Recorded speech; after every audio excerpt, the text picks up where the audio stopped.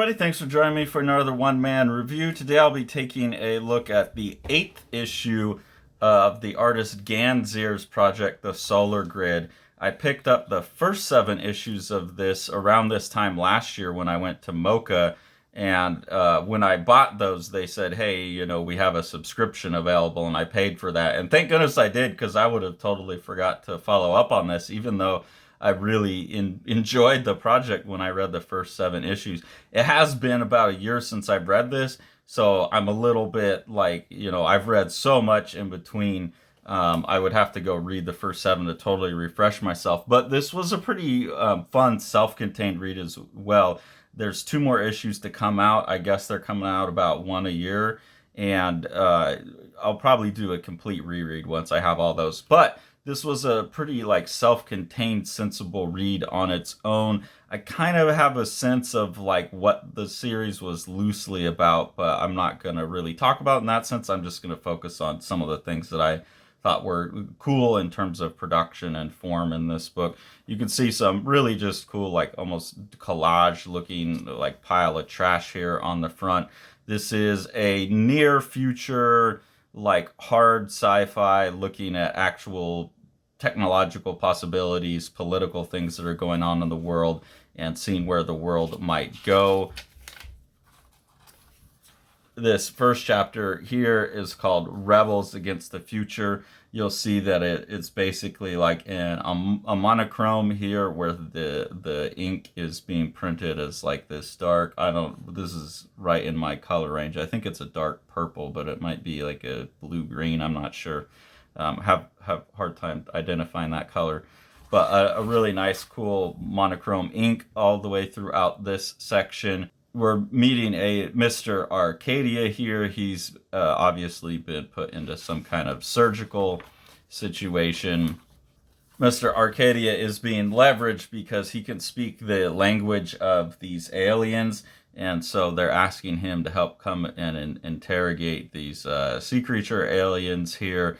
Really, really cool formal thing where we switch over to a different spot color, and this almost looks like a manga or something here, as they have the story of what was going on with basically these creatures trying to defend themselves from their planet or their environment being colonized and ripped apart by the humans. But I really like this look as they flip into like this almost old school manga look in there. I think that's really, really cool. There's also a really interesting idea in here of augmented reality and like retinal implants or something like that, brain chips where people are seeing an altered version of reality, basically like avatars going on in reality. And these characters, Mickey and Celeste, are having a dialogue with the filters turned on so they can see each other's like avatars basically. Then they get turned off on this page and they can see each other as they actually are, which is really interesting. We get color in all of a sudden. There's a lot of nice, interesting production tricks with like Ben-Day dots going on. There's also some really cool formal stuff going on here where while Mickey is talking to Celeste, he's got this entire inner monologue going on, like what he's thinking about the conversation as it's going. That's printed in the gutters. Really cool formal trick.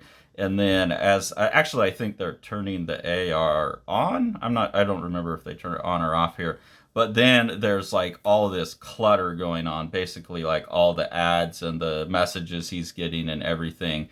That inner monologue switches over to all of this other information they're getting. So just some really, you know, cool design tricks going on to suggest some of these really interesting, like imminent hard sci-fi ideas. Then in the back of the book, there's a bit of fiction that's kind of looks like an Oliver Twist type of thing, except this character's named Ollie Smith. And it's about a mill owner named William Smith who's basically fighting Ned Ludd and the Luddites. I would have to go look up and see if Ned Ludd was actually the founder of the Luddites, but this is basically the dawn of technology.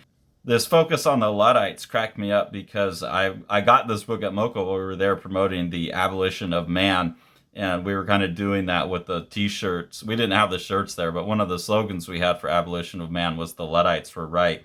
And so this book is very much talking about like how far we have come just since the introduction of like electricity. That really, that might be the thing that we look back and say, okay, that's when the singularity started. That's when technological progress went too fast for us to keep up with. Like maybe the Luddites were right.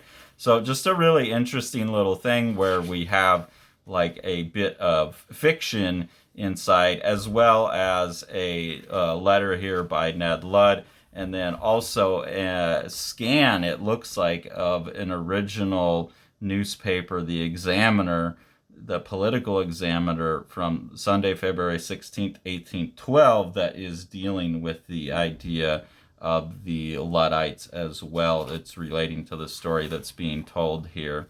And they're basically a series of letters to the editor where it looks like the argument between the Luddites and the rest of the population was being held in these letters to the editor. So a really interesting complete package here that even within it's just one issue is taking a look at the augmented reality that we're probably headed into, the strange world that's going to be, and then comparing it to like an actual real world historical precedent that very much speaks to where we're at now. So just a really well drawn, really well produced, a lot of cool formal things going on in here, a lot of very smart thoughts about where we're headed and where we've been.